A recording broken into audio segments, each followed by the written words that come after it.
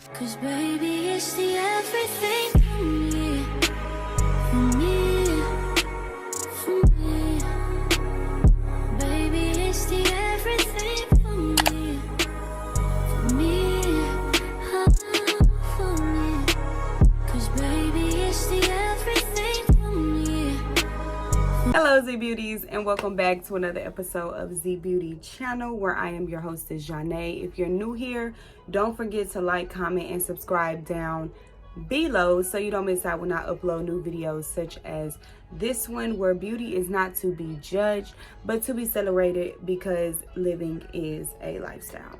So let's jump right into this video. Now today's video, I am going to go over different types of setting powder. I wanted to do a different type of setting powder just to show you guys which one is my favorite setting powder, from drugstore to high-end, and a little bit of mixture of both. Okay, so I'm gonna go ahead and prime my, I already primed my face and I already primed my eyes off camera, and of course, you know, I usually go ahead and do my eyebrows off camera. If you don't know, now you know. I'm going to show you which setting powder. I'm going to start light. We're going to start small with the setting powders, and I'm just going to go ahead and set my eyes. As you can see, baby, they already creasing. I am going to go ahead and start off with the HD Flawless setting powder, and this is Brightening Banana Powder, and this is by Absolute New York. Looks like I've been having this one since I first started my kit, when I was using beauty supply store makeup. You know. Now I still do use a beauty supply brand, which is the LA Girl.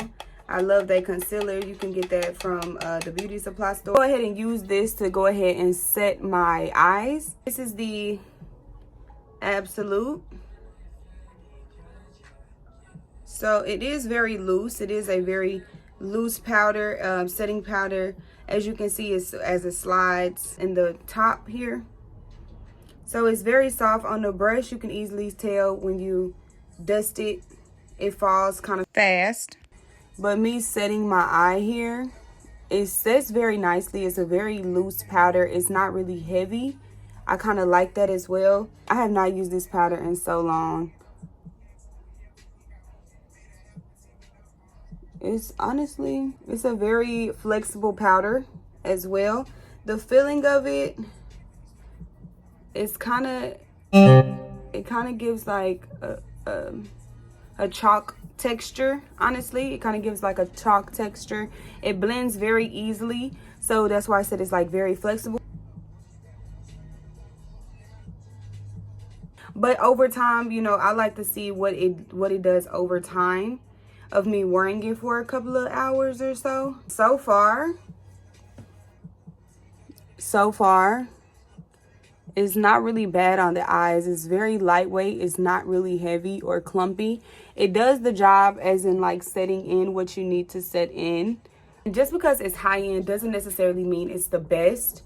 Everybody has their preference. Sometimes people think if you buy, you know, quality things, or if you buy at a higher price, it's better for you. But that's not always the case, because sometimes they put the best things in gems that's affordable for everyone, because relatability is honestly the best thing. Because I think sometimes you just got to do that. You just got to see what products best work for you, and then you can start having your own type of products. Because I switch up my products a lot, and I kind of want, when I re-up on products, I kind of just want to get the products that I actually like, and start buying that. I do like to try new products over time, especially when I feel like it's time for something new. I don't like it to get boring. Take this fluffy brush and just blend this right into my eyebrows, just to get rid of that line. Now, as you can see, over time, with the setting powder still drying, it's not really a full coverage setting powder, because honestly, I'm already starting to see the creases. But it is good for the moment, which means that HD setting powder, I wouldn't bake with it, me personally. But if this is what you have on hand and this is what you can use at the moment, then it's good for that time being, until you're able to, you know, get a different type of setting powder. I feel like this setting powder, since it is so light and it still tends to crease, and not only that, it's starting to give me looking like that concealer is movable, and I don't really like that too much. Drugstore product, and this is the Maybelline Fit Me setting powder. Honestly, this is one of my favorite setting powders. After I got the Absolute New York, I had went to the Maybelline Fit Me, and this is the second setting powder that I've ever bought that was drugstore. This was the shade Light Medium.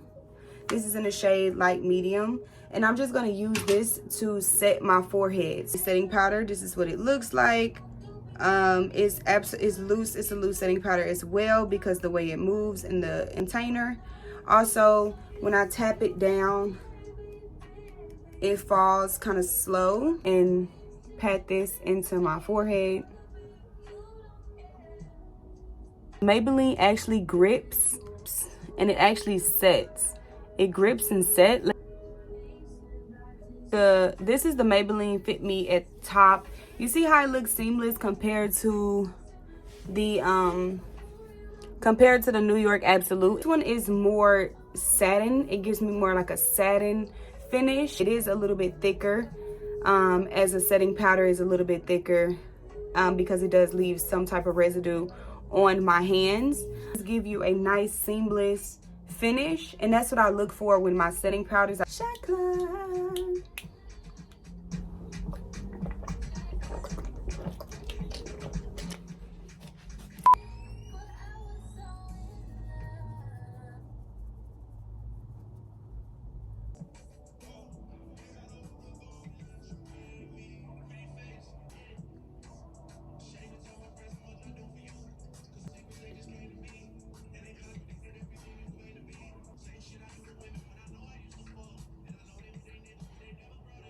The airspun translucent powder.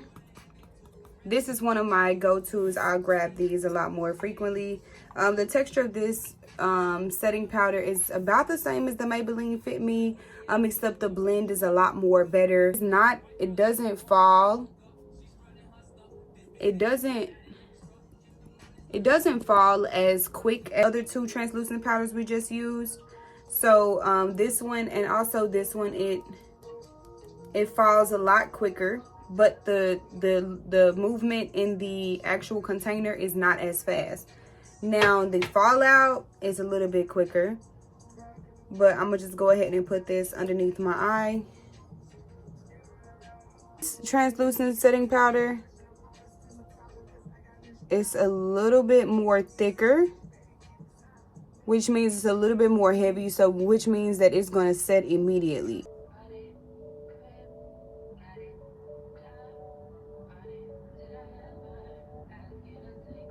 As you use, the more it'll lay smoother as well. The airspun is a really good setting powder, but honestly, since it is so thick and it really does set, you want to make sure that you're only using a little bit because it really is a setting powder.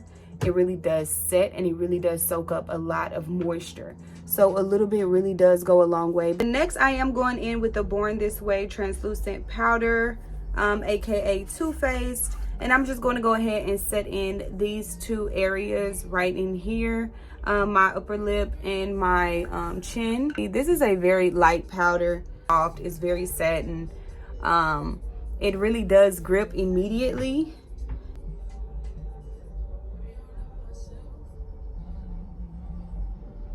And with this setting powder, it's just so soft. It's just so soft.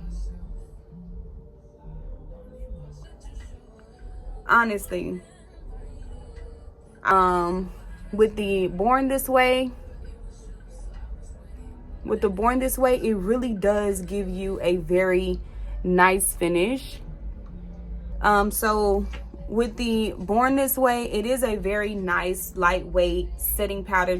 So I'm going to go in with the Black Opal, and of course I'm going to use this as a contour. This is a really good setting powder for the chocolate girlies. This would be a really good setting powder for you. To my clients, I used to use this setting powder as well as the Born This Way. I used to use that as well. But this is a really good setting powder. It does fall very quickly. The shake of it is very fast. This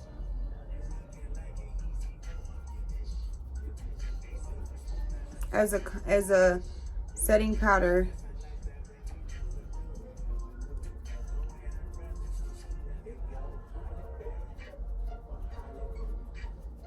it's really smooth. It lays very nicely. It blends out very well. And this is a drugstore as well.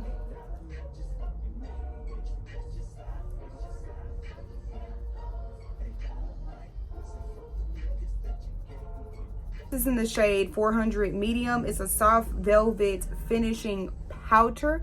And when I do say velvet, it does give a very velvety finish, and I do use it to tone and bring back some warmth back into my face. Sometimes when I want a more bronzy look, I'll go in and just use it instead of using like a powder. Especially when I want like a very soft natural finish, I'll use a full face of powders, as I'm doing now, just to show you how I get my like a very soft finish. Sometimes then lay my blush on top, and then I'll be pretty much good to go, or I'll just pretty much leave it like this and just go out the door, especially when I'm in a rush or something like that. So last setting powder I am going to use, and that is just to define certain areas of my face. So this is the Mercier. So this is the Mercier translucent setting powder. The fall with this is pretty thick too as well. It's pretty compact. It doesn't really move a lot. It gives me the airspun feel with this powder as well. This powder also has a very chalky satin finish as well.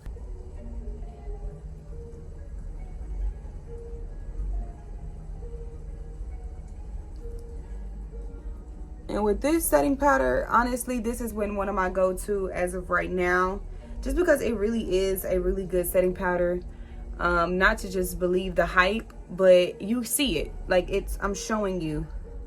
Of course, get your own, maybe, you know, test it out yourself and see how you feel about it, and then come back and let me know in the comments down below if you like this. But with this setting powder, I just feel like it really does hit those points that you need, and really and truly, whether you use a lot or a little bit of this setting powder, it's gonna blend out regardless, and it's still gonna give you the finish that you're looking for.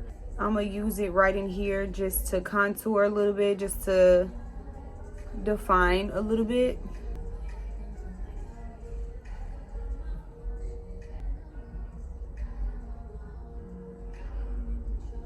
I'm gonna try to go over it a little bit with the Mercier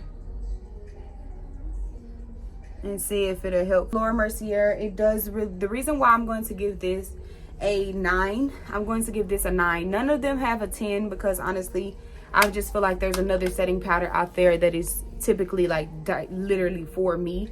But the Mercier is a go-to one of mine, and it does give me a 9 to a 9.5 depending on my skincare.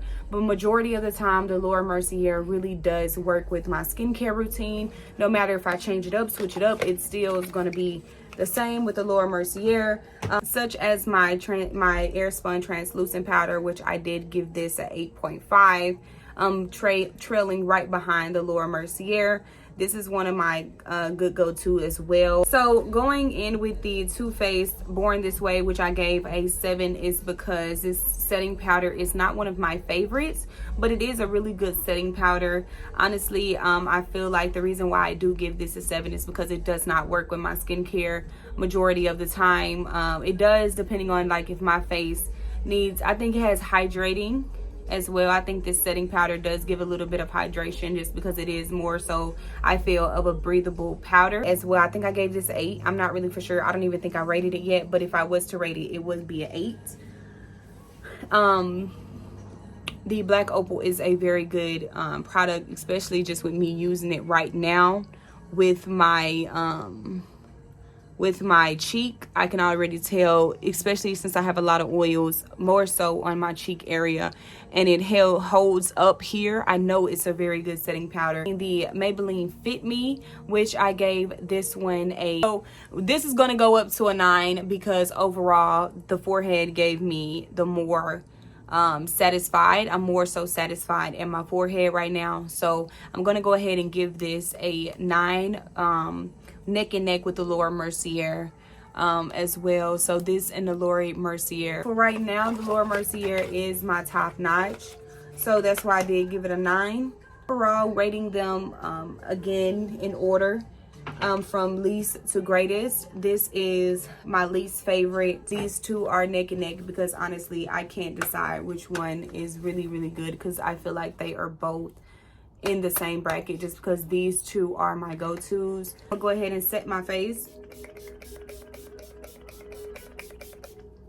and I'm gonna give it a few hours, and then I'll come back and see which one held up the most. Okay, so this is what it looked like after a few hours. Going underneath my eyes with my airspun translucent powder, and on my forehead with my Maybelline Fit Me on the chin and the upper lip with the Too Faced on the side of my contour with my black opal. The eyes, of course, I did go in with the Absolute, and then on my side cheeks, just for definition, I went in with the Laura Mercier, and overall they all look pretty good. But let me know your thoughts in the comments down below. Don't forget to like, comment, and subscribe. Till next time.